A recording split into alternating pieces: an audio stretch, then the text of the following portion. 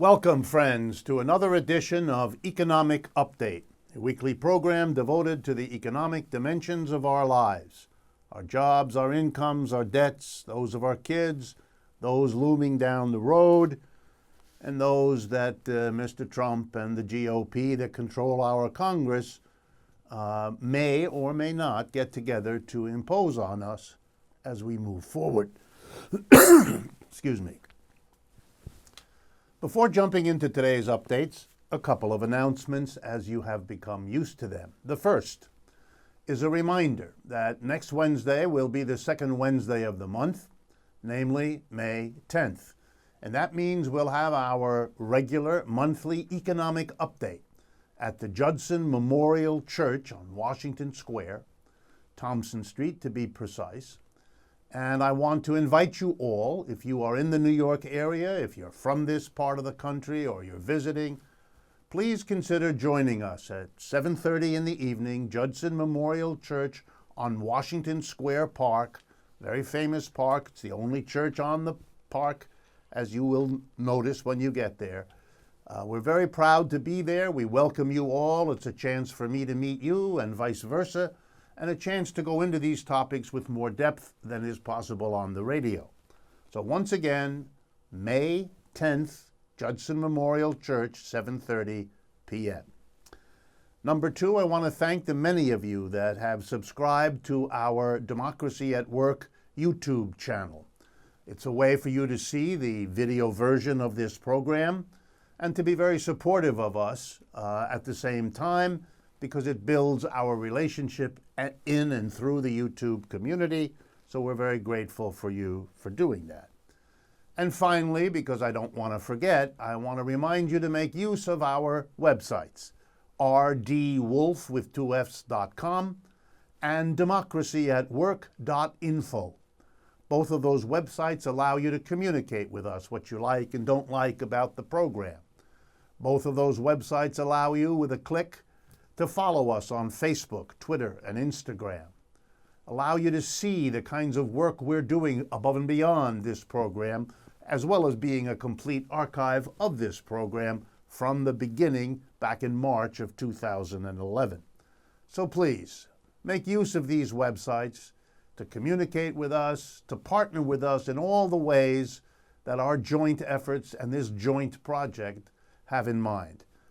It's important for us. I think it's also useful for you to take advantage of all that we do to literally, hour by hour, enrich and update both of those websites, rdwolff with 2fs.com and democracyatwork.info.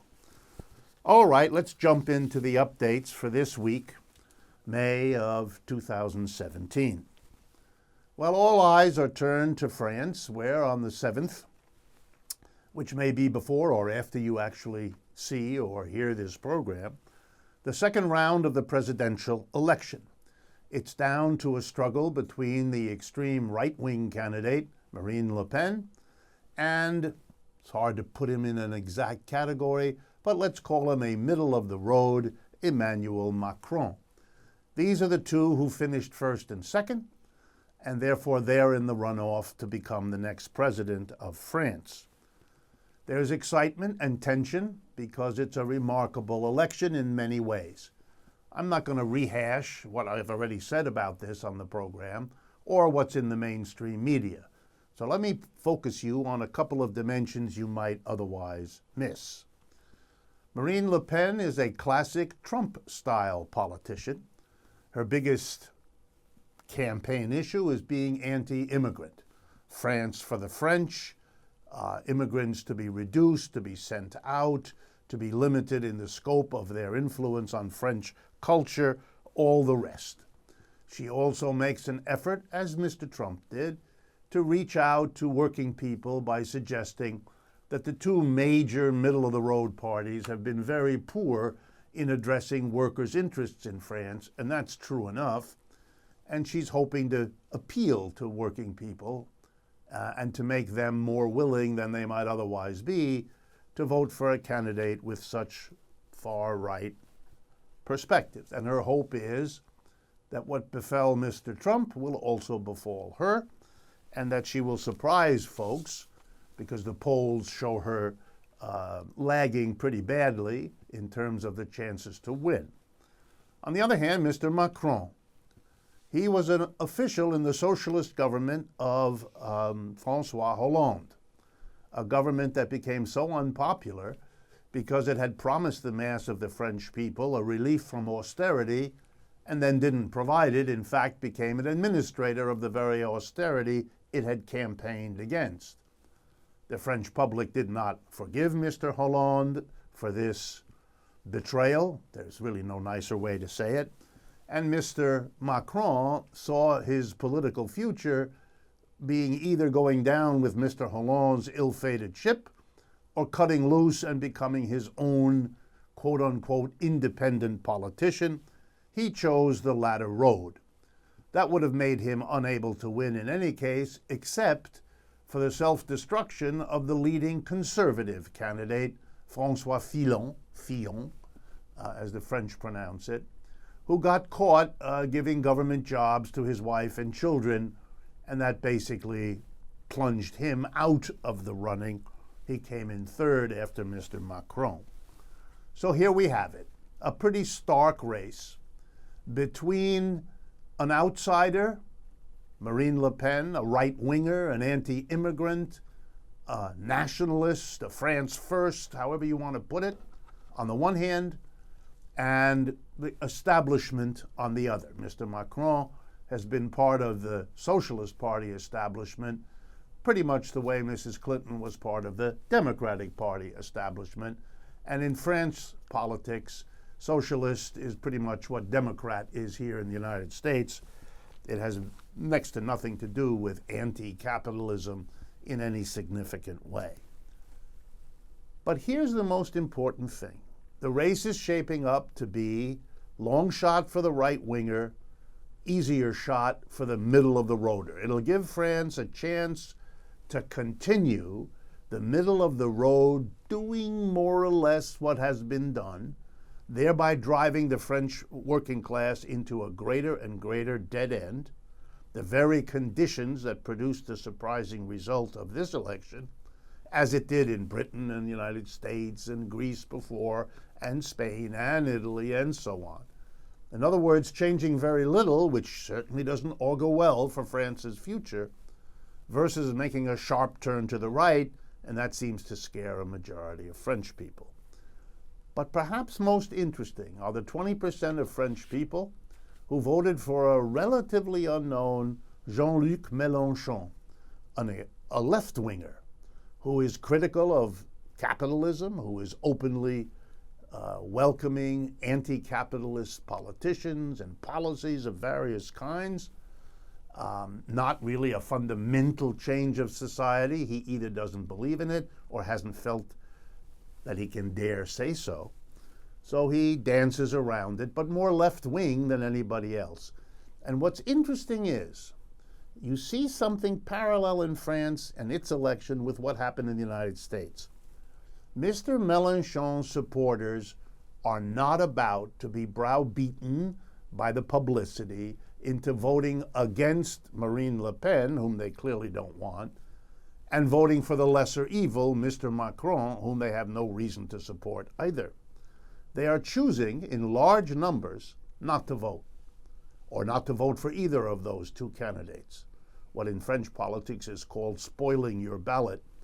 But it basically means sitting on your hands, something which a significant number of Bernie Sanders supporters also did when it came to choosing between Trump and Clinton. In other words, it's the beginning of the shaping up of a left wing that is becoming confident enough that it can and should build its own political operation, its own political party, and not to be simply always choosing between what other parties provide them with alternatives. That is the perhaps most important new development, both in the United States and England on the one hand, and now in France on the other. My next update is about our former president, Barack Obama. This week it was announced that he has accepted to give a paid speech for an investment bank. The bank is named Cantor Fitzgerald, and they have an annual Health Economics Investors Conference scheduled for September. And Mr. Obama has accepted to be the principal speaker there for a fee of $400,000.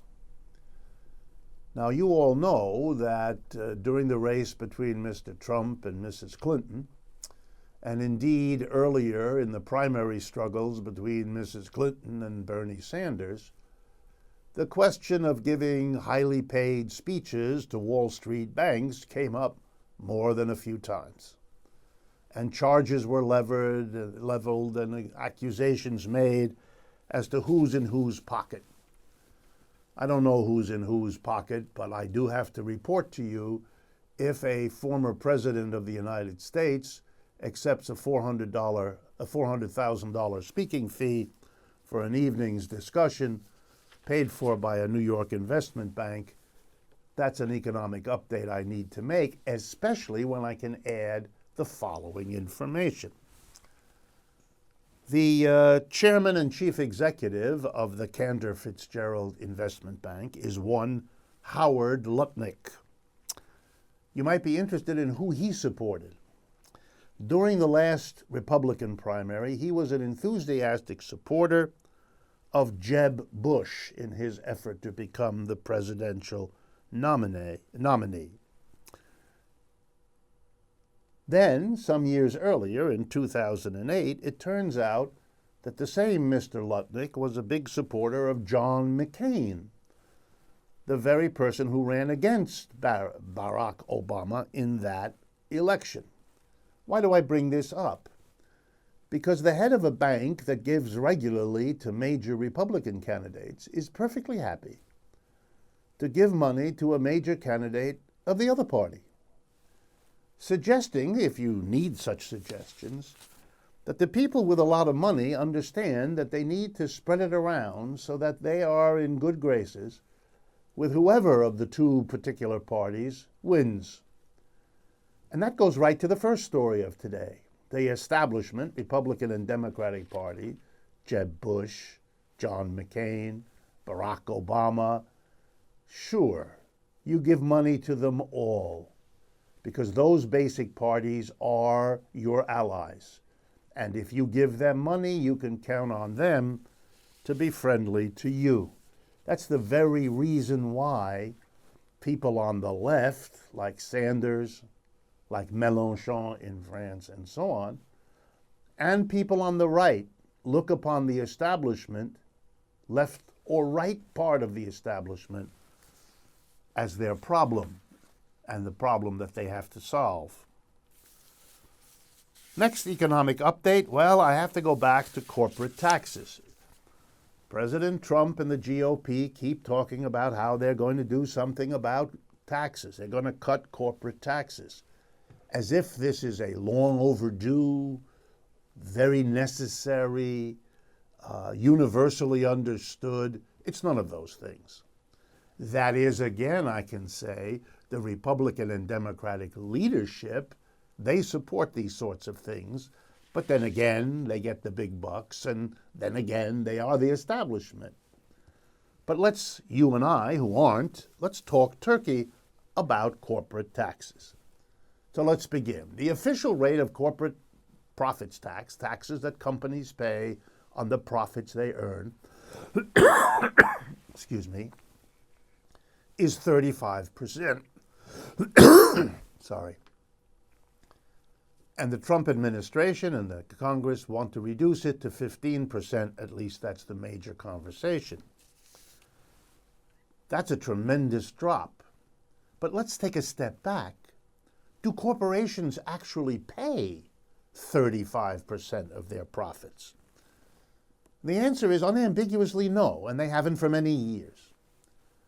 So common is it for corporations not to pay the 35%, and by the way, for corporations in other countries not to pay whatever the official rates are there, that economists long ago calculated something called the effective corporate tax rate.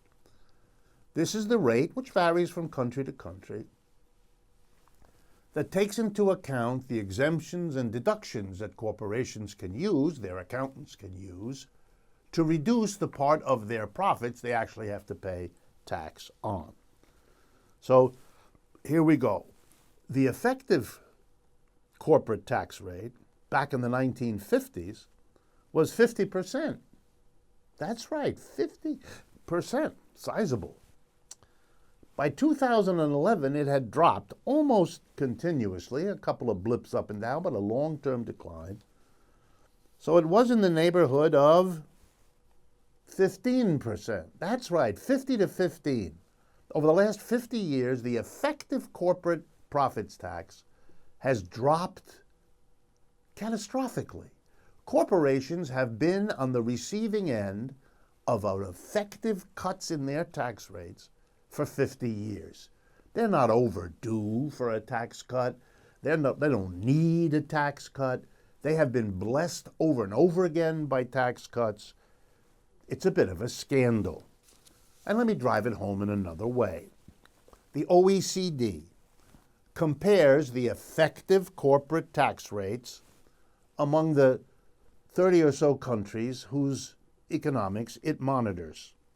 The average of all those countries, and they're mostly upper-income industrialized economies like the United States, the average is 16.1%.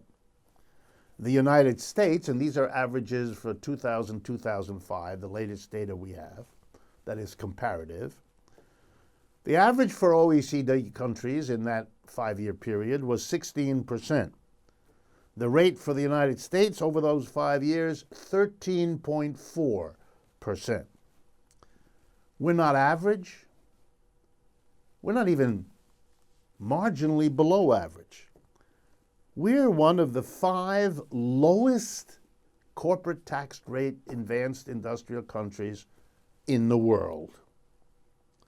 Our tax rate is much lower than, for example, I'm going to pick the high ones so you can see, Australia, Britain, France, Portugal, Belgium, Spain, Japan, and so on. All have much higher effective corporate tax rates than we do.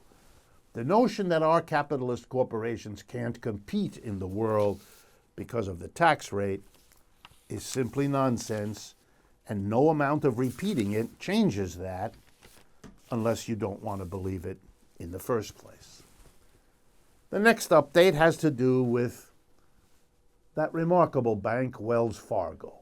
As you all know from this program and others, it got caught over the last year, having faked hundreds of thousands, some estimates go as high as 2 million, fake accounts that were created for people who had not authorized it, who did not permit it, people who were suddenly confronted with credit card bills and account fees for accounts they didn't know they had and certainly had never signed on to have. It has become clear that particularly Latino American communities were targeted for this sort of behavior, and it's been going on since 2002, so about 15 years. Wells Fargo got caught. They admitted it, they paid some fines. And so it was interesting earlier this year when they had a session of their stockholders, because it turned out that the company's stock took a dive when it got caught doing all of this illegal activity. Their chief executive was summarily bounced out. But the people who run a bank are the board of directors, roughly 12 to 15 people in most cases. So the question came, what would the stockholders do to vent their upset that their investment had become less valuable because of the illegal, immoral, unethical behavior of this board of directors, unless, of course, you believe that the board of directors knew nothing about any of this for 15 years. And so a large number of shareholders came to the annual meeting, determined not to vote, as you do at each meeting, excuse me, Each meeting of a board of the shareholders decides whether to re-elect the board of directors. That's how governance of corporations works. So at this year's meeting, shareholders came and didn't want these directors anymore. An awful lot of them came. It was pretty close. It looked like you might get the 50% or more to vote against at least some of the directors as a sign that you can't do this kind of thing and simply keep your job, as if you hadn't done this illegal, immoral, costly, damaging to the millions of people who had phony accounts set up, damaging to the people who invest their money in this bank, etc. Arrived the savior, Warren Buffett. He owns a big chunk of Wells Fargo shares. And his judgment was, these are good guys. They made a mistake. He voted to keep them. And so they all kept their jobs. Nobody lost their position on the board of directors because Warren Buffett, a single man, made a decision. And we allow in our society a single man to make a decision. And because he has a lot of money, he can keep in power a bank that has literally violated the fundamental trust of the people who it, quote unquote, has as clients, the people who it has as customers, and all the rest. A comment on our capitalist system, and there's not much more I can say. The last update is also one about taxes. And this one has to do with a scandal. One more scandal. You've heard a bunch of others. One more won't hurt you. This time it has to do with the trillions, that's how much it is now, trillions of dollars of profits earned by American corporations, led by the names like Apple, Google, and so on, that they've earned on foreign activities, or at least what they can claim are activities abroad. Under American tax law, if you earn money on activities abroad and you don't bring it back to the United States, you don't have to pay taxes on it. You can keep it in an account overseas. And so they have enormous accounts, literally hundreds of billions of dollars, when you add them up over a trillion, of money that is kept in accounts overseas by these big corporations. Now let's be real clear. That denies to the United States the taxes on that profit that these companies are escaping. That means hundreds of billions of dollars the United States government does not have to help people with their social needs, to help students who need loans, to help maintain our infrastructure, to develop our schools and medical facilities. You get it. We don't have that money because we permit those corporations to escape their taxes. Well, do they? The same corporations, having not paid the taxes we need and they should have on their profits, taking advantage of the law their lobbyists helped to write, we now have a further crisis. They claim that we ought to give them a tax holiday. We ought to let them bring the money back without having to pay taxes, because look at the wonderful benefits we'll all have when that money comes back into the United States, the implication being it will then be used by these companies to hire people, to expand production. In other words, suddenly, for the good of the country, having not paid the taxes they should have for years, they should be rewarded by being allowed to bring that money back without ever paying any of the taxes that they should have paid all along. That's really what they're proposing. Well, I've talked about this in the past. I wouldn't be bringing it up again if it weren't for the following wrinkle that's important for everyone to understand. Those same corporations who are holding hundreds of billions of dollars in foreign accounts to avoid paying taxes on them have wanted to take that money, not to use it to increase production, not to use it to hire people. They've wanted to use it to pay higher salaries to their top executives and to pay out dividends to the investors who own their shares. and they found a way to do it. And once I explain it to you, you'll see why that gives the lie to the claim, if we give them the tax holiday that Trump has, by the way, suggested he may do, we're not going to get the good results for our job situation that they promise. Here's why. These companies have used the piles of cash that they have in foreign accounts by going to local banks here in the United States and borrowing roughly 70% of all the money that they have sitting in those foreign accounts. They borrowed them in this country, saying to themselves, look, it's cheaper for us to pay very low interest rates on these huge loans, 1%, 2%, because we're saving all the taxes we would otherwise have to pay if we brought that money home. So we can borrow the money here in the United States, and what do they use it for? To pay higher salaries to their top executives and to buy back shares of their stock from their investors. In other words, they distributed it to their executives and to their shareholders, so that if they bring that money back the way they now claim we should be allowed to do without paying taxes, you know what they're going to have to do with it? They're going to have to pay back the loans to the banks. There's not going to be any money to hire millions of people. It's all a fraud. They have used the way finance works to borrow here in the United States the money that they needed to take care of who they take care of, executives and shareholders and investors, so that when that money finally comes back, it'll just be used to pay off the debts. We know what they're going to do with it because they already did that. This is a fundamental demonstration that to take seriously the arguments for corporate tax cuts is to be gullible and to be at the play of the people who are running this system for their own immediate benefit. End of story. We've come to the end of the first half of Economic Update for today.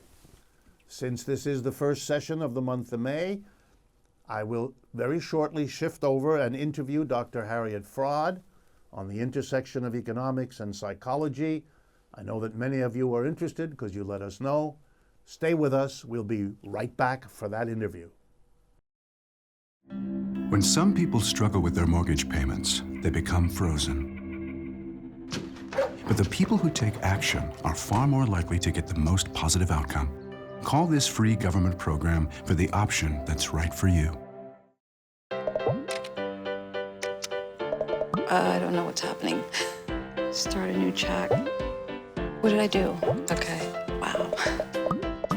That is so weird. Hey! Hi! Oh my gosh. Hi! God, I don't even know what to say right now. I'm so nervous. Gia, you're so big. Come closer to the camera. Wait, now you're in my face. That was so good.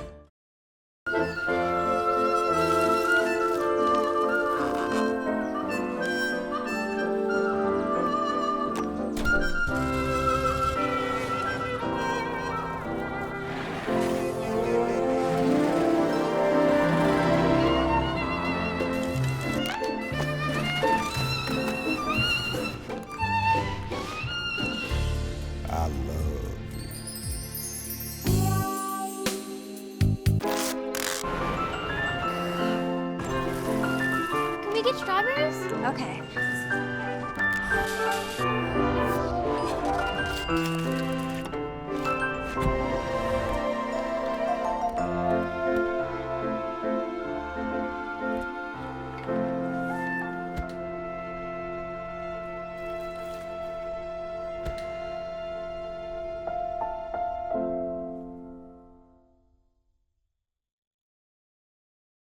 Welcome back, friends, to the second half of Economic Update for this charming part of May 2017. As it is the first of our May programs, I want to introduce Dr. Harriet Fraad, who is with us on the first of each monthly program. Dr. Fraad is a mental health counselor and hypnotherapist in private practice in New York City. She writes a great deal in a variety of publications. You can find her work at Harriet Fraad, that's F-R-A-A-D, harrietfraad.com. And she also blogs at our website, democracyatwork.info, where you can also find her work. Dr. Fraad, thank you very much for being with us. It's a pleasure. All right.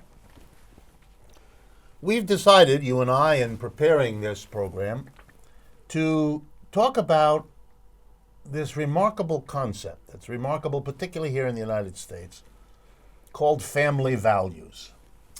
And by that seems to be meant two things that we're having a difficult time putting together, and I want to draw you out with your psychological insights particularly.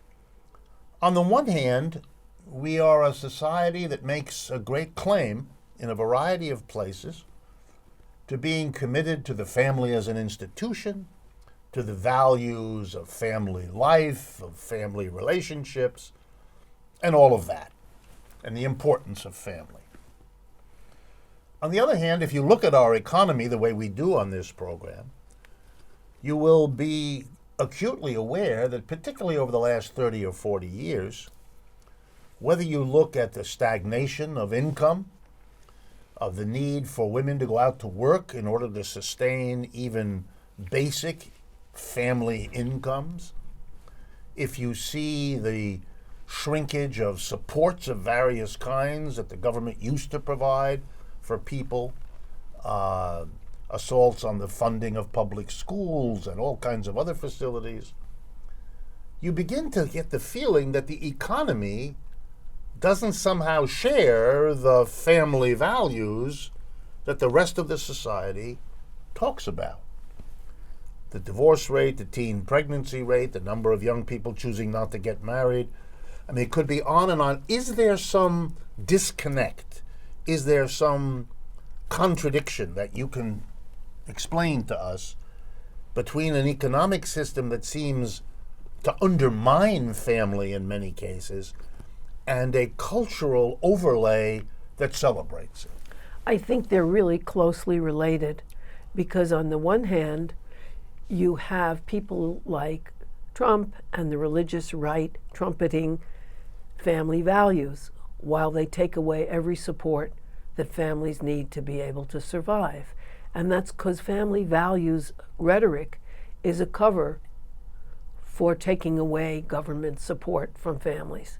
Whether it's the people who are organizing against providing public education to all children, or under Reagan, the people organized and siding with Reagan to limit Head Start for all American children. They cite the sanctity of family values and family decisions as a reason not to support families. And that's a cover. The whole thing is about saving money for their priorities, which is more for the rich and more for the munitions industry, which is one of the wealthiest industries, in fact, the wealthiest that we have. Who are the they that you're referring to? I'm talking about people like Trump and the Republicans who support them and many of the Democrats as well. I'm talking about the wealthy who want to maintain a low tax environment with more and more money for themselves and less for the 99%. And one of the things that every other Western industrialized nation seems to understand and be able to admit, and they have completely confused and not admitted, is that families don't exist without support. The human family has never existed without support. In the earliest caves, they never found people alone. They found people in groups. People lived in tribes and groups. Later, people lived in extended families, so that the isolated nuclear family was never capable of taking care of a child. Now, people say, wait a minute, that's nature. Animals take care of their babies. You know, mother lions are very nurturing with their little cubs and so on. So of course people will take care of their babies. That's not true. Human beings are social animals. The size of a baby's brain when it's born is the size of a delicious apple or a small fist. By the time that baby dies, even if it's not the sharpest knife in the drawer, the brain is about the size of a Nerf football. That brain grows from neuronal connections built socially. We are social creatures.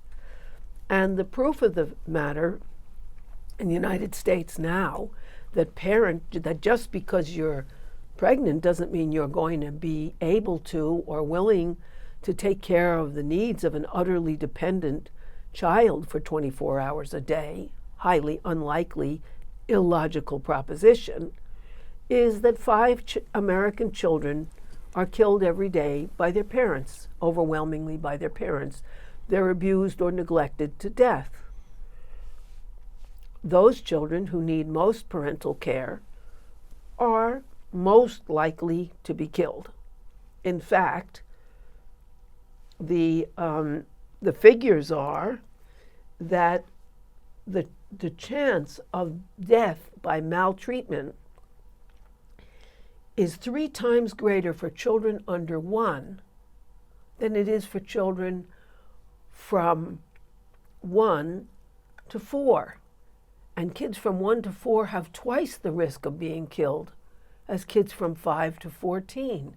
The younger you are, the less likely you're going to have some state support in school, and the excuse me, getting over the flu. And the less likely it is that you'll be able to run away, the more likely it is you're going to get hurt and you're going to get killed. Now, So your argument... I'm getting water. Yeah, I'm listening. I'm just getting water. Mm-hmm. So the argument really is, if I hear you correctly, that successful family requires a whole network of supports in the larger community, some of which are going to be provided by whatever governmental apparatus, federal, regional, local, because that's how we solve most of the problems we have as communities, to organize, whether it's the police department or the fire department or the school department, the ways of supporting our communal life. That's right. And so, and the United States has the greatest amount of child abuse. And of course, our high rates of child abuse are very much low estimates. Children don't file reports. And so that most child abuse is never reported. Excuse me. And so that you have a terrible situation because Americans don't get help. Look at the difference in a young mother's life. If she's a teen mother in France, she has a social worker assigned to her for 5 years. If she's a teen mother in the United States, too bad for her. Trump suggested let the angels help. By angels, he means people who feel charitable. And is your basic argument that the shortage, the rarity, the inadequacy of supports for the family is driven by finances? That is, Yes. It's driven by a general anti-tax mentality that says we're not going to give the government what it would have to provide these supports. It's driven by that same greed. However, it's masked in the language of the sanctity of the family into which the state should never intervene. Well, let's talk a little bit about that, because that's a very key part here in the United States. This notion that somehow the conservatives, religious or not, are protecting us from the evil imposition or insertion of the government into the privacy and sanctity of the family. What is it that you have to say about that kind of story that's presented as the rationale for not having the government involved? Well, partly it's the terrible right-wing ideology that has spread throughout the Democrats and the Republicans, where they have not said we need government support, that the government is your savior, not is some kind of external evil outside intervention that must be fought. And so we've allowed that ideology. In addition, people don't feel their government helps enough, and so they're quick to villainize that.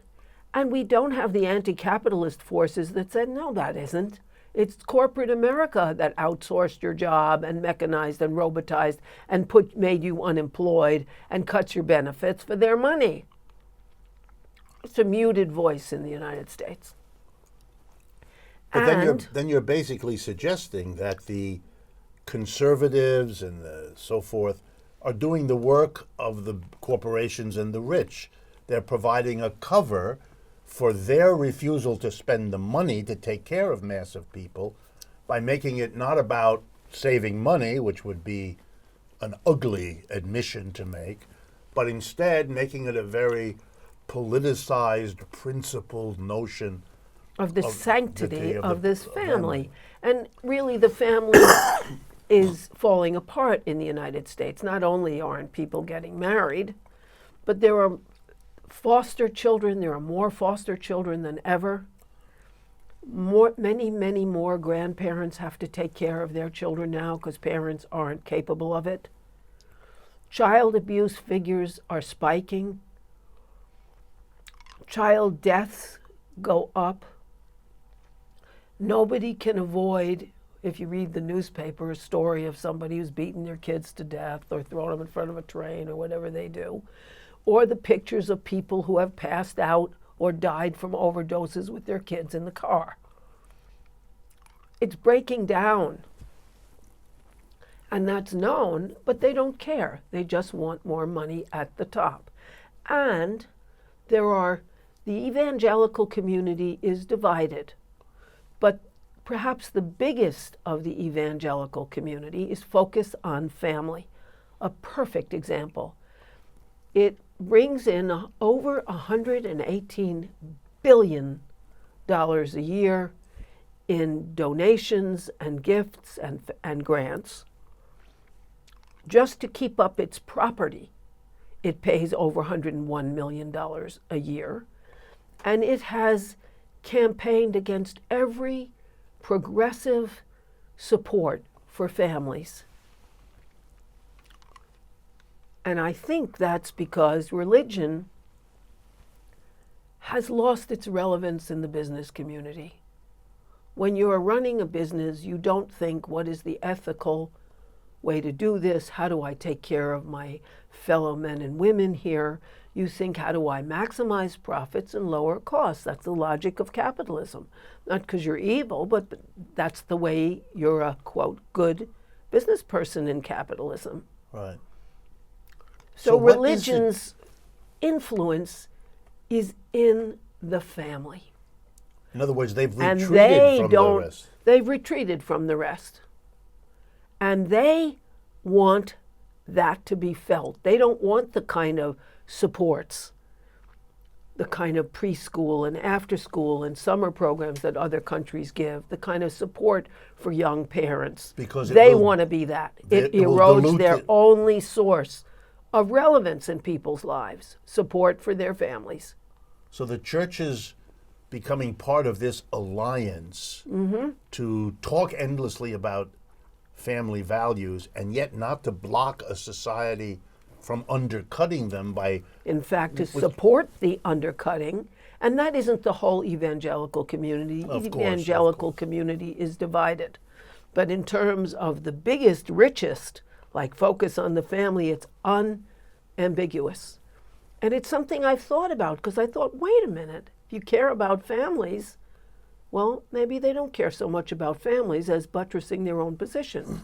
And that would make sense. I remember once, years ago, being in Paris and coming out of the hotel where I was staying and seeing a demonstration on the street in front of us and inquiring and looking at what was going on. I noticed that the issue was that the government had threatened to withdraw support for daycare centers that were a very important part of every community in Paris. Everyone. And there marching, arm in arm, were people carrying the red flag who represented the Communist Party of this area, marching arm in arm with nuns from a local Roman Catholic church. France is a Catholic country. And they were all together demanding that the government do this. And the government the next day withdrew the bill because, as the headline said, if the communists and the nuns are together, your government cannot proceed.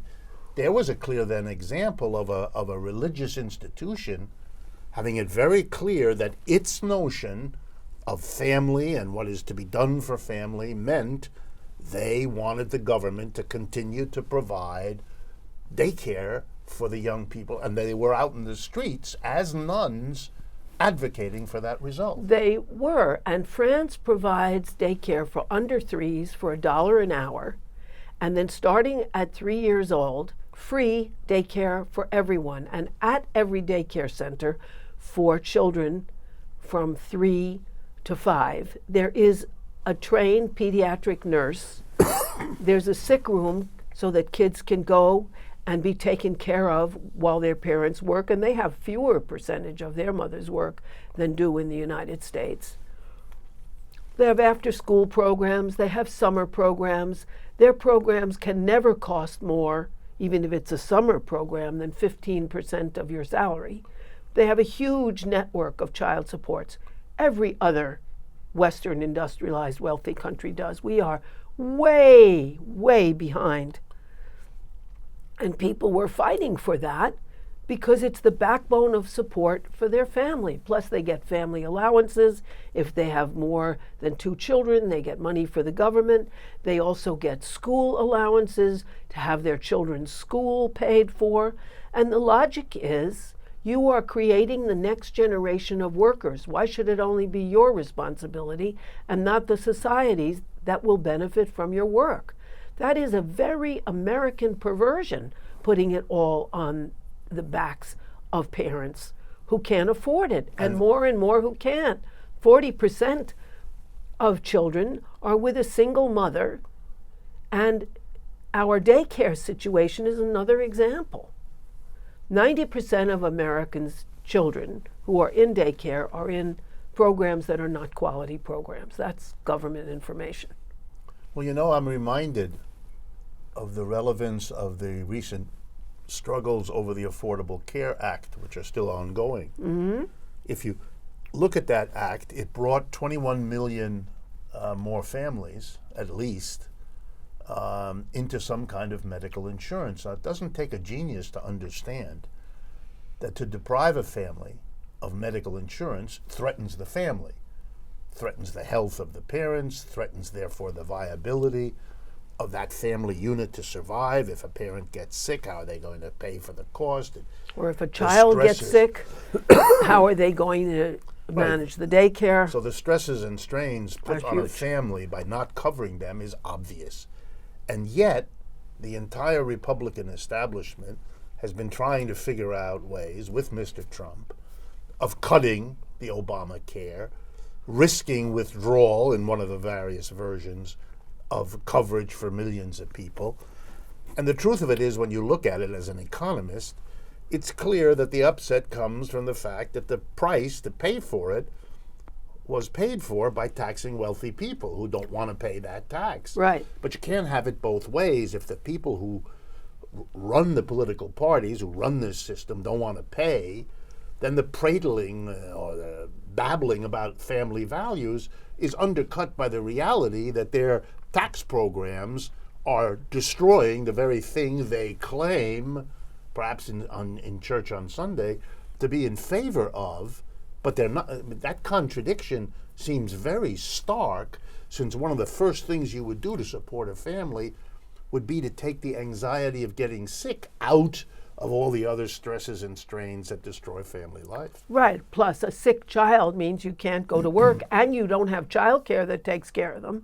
We should bear in mind that one of the reasons 90% of children who are in daycare are in less than quality daycare is the average daycare costs Americans $16,000 a year.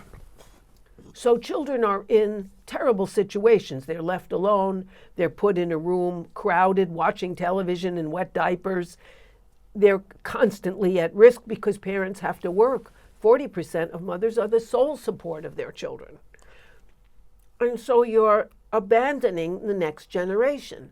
Now, in the United States, those people who are saving money maybe don't care. They're going to export these people's jobs anyway. Let them die. And the actual situation is such that they are dying. The United States life expectancy rate is now going down. People are dying younger. White people are dying younger. And babies are dying. We have a higher rate of babies dying, the mortality rate of newborns, and a lower rate of life expectancy than Cuba, a poor island, because they make that a priority. We don't. And the philosophy is basically, saves money, let them die. But they're not going to say that. They're going to say, family values, we're not going to intervene in these families. Or Obamacare is too controlling, Yes, or whatever ideological intrudes, fluff. It mandates things. This portrayal It makes you of get the in government. health insurance. You know, it was a very clever thing over the years of a capitalist development. When the government came in and did all the things that private capitalism couldn't do for the working class, whether it's provide them pensions a la Social Security or medical care insurance a la Medicare and Medicaid. When the government came in and did all this, the fear of the people who run this society was that they would have to pay for all of Who's this. going to have to pay? So they had to change the whole way and make the government negative, evil, scary, intrusive, so that people would have a gut sense that they shouldn't look for that solution. Meanwhile, there is no other solution for them. This is an economy that has not raised real wages for workers in 40 years. It has plunged families now into debt to keep up their standards of living. The debt is another cause of anxiety on top of their stagnant incomes. I mean, it's amazing that we don't have more breakup of our families than we do. And meanwhile, trying to hold this craziness together is this ideology of we're so committed to family values. It kind of blows your mind when you confront it. Does, and what you have to look at is you have to say, okay, what happened? Now, part of it is in Europe, all over Europe and in all the other Western wealthy countries, there are all of these benefits. Maternity leaves, paternity leaves, family leaves, Daycares, guaranteed vacations, health insurance. public daycares, health insurance, even in Canada, just on our border. However, we successfully crushed the left in the 50s, which would have had a voice for supporting vulnerable people and supporting families. And the left has not had that voice. The left would promise hope to the forgotten. Because it could say, a left, if it was willing to do this and to buck the system here of that's developed, would be the one to take the bull by the horns, if you pardon the metaphor, and say, if you really want to have family values, if you want to save the family as an institution, these are the government supports that are necessary to make that possible, as they have been in every other society. Absolutely, you'd have to. And you'd have to aggressively push that kind of an argument. Otherwise, you're always going to be in the defensive against people who portray the government as a burdensome intrusion, as if some other way could be found to support the family. And I guess the religious people think if you go to church enough, that'll do it. But you do need concrete, real supports too, not just those that come through Well, the church. church gives supports in a lot of ways. It gives supports in making people who the system has made to feel irrelevant, relevant in the eyes of God and the church. It is, Karl Marx said, religion is the sigh of the oppressed. Very compassionately he said that. Religion is a haven in a heartless world. Religion is the opium of the people. Right. And I think now religion is embattled. Fewer people are religious. God hasn't brought home the pork chops, that's for sure. And also, people have found real opiates. Maybe religion was the opium of the people before. Now heroin is the opium of the people, and heroin overdoses are the biggest cause of accidental death. And so they're competing with these other things, real opium, and people's disillusionment with a church that didn't deliver. And so they're pushing, we are the only source for the family. And they are not the friends of people who want actual government support for families, without which families are utterly falling apart. It gives you could be very sardonic here and suggest that the churches are trying to become the only thing that a broken family can turn to, when in fact it could fix the system and it wouldn't be broken in the first place. But the churches maybe are hesitant to go there, since what role is then left for them? Right, a much smaller role, Right. which is what religion has in the rest of wealthy industrialized nations. Also, you have the problem that the left has not been strong enough to offer hope and promise and a chance and real family values in the United States. That's just beginning, where people are looking at what's coming down in terror and starting to unite. But those forces are far more powerful. It was the left that organized those demonstrations, even if the nuns joined them. It was the left who champions child care centers in France and elsewhere. Will you come back and continue this conversation? Of course, or start another one, whatever you want. All right. I like Thank you your very listeners. much. Thank you very much. Thank you all for listening. I want to remind you, be a partner of this program. Make use of what you learn here. Share it with those that are friends and neighbors through social media, through conversation. I want to thank truthout.org, that remarkable independent source of news and analysis that has been a solid partner of ours for all these years. This is Richard Wolff. This is Economic Update, and I look forward to being with you again next week.